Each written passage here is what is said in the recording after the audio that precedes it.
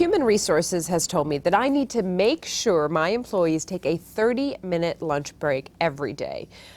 I treat my employees like professionals, like adults, and frankly, it seems a little demeaning to nitpick employees on this issue. If they want to take a 30-minute lunch break, great. If they don't, so be it. Who really cares? Well, the Department of Labor cares.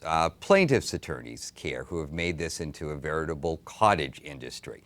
As a matter of fact, you think of employment law class actions, the #1 class action is not discrimination or harassment, but wage hour issues, and meal breaks are the hot topic. It seems like it's 5 minutes here or there. They add up to millions, sometimes hundreds of millions of dollars in verdicts and penalties. Okay, so I get it. It's a bigger issue than I thought it was. How can I make sure that I'm following the rules? Well, this is one where the rules will differ sometimes state from state. Some states like California and New York require very specific amounts of time be given, usually 30 minutes. Other states just say you've got to record the time accurately. So it's one where you've really got to know your policy and follow it very technically, even though it seems like a relatively small deal. It's only a 30-minute lunch break. I mean, how hard is this to screw up? Well, surprisingly easy. A couple of examples. When you went to school, 15 plus 15 equals 30, right? It does. Okay, not according to the Department of Labor.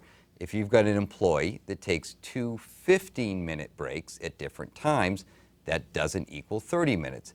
The meal break has to be continuous. Or you're about to go to a meeting.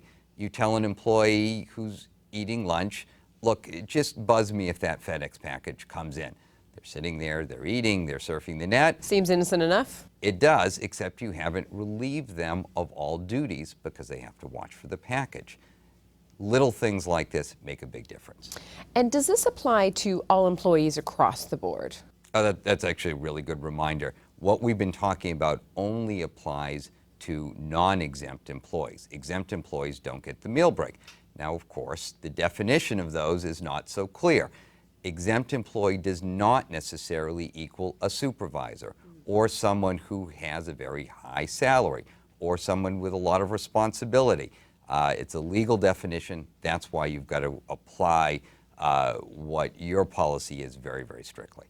In summary, know what your policy says, apply it technically because it is, and make sure at the end of the day, whatever else you do, your employees' hours of work are recorded accurately.